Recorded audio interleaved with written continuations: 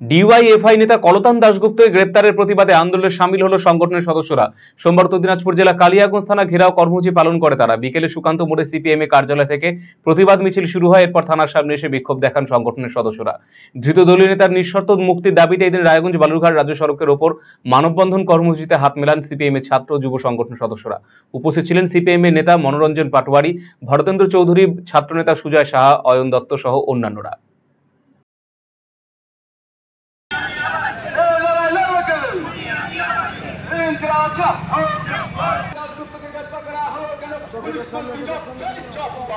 থানার সামনে আর এই অবস্থান বিক্ষোভে এখন আপনাদের সামনে বলবেন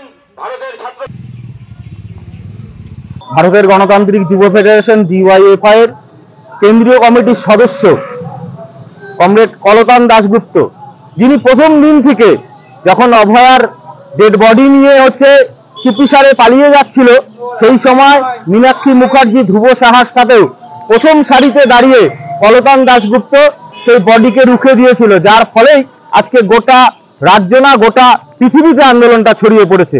সেই কলতান দাশগুপ্তকে কোনো নোটিশ ছাড়াই তাকে গ্রেপ্তার করেছে।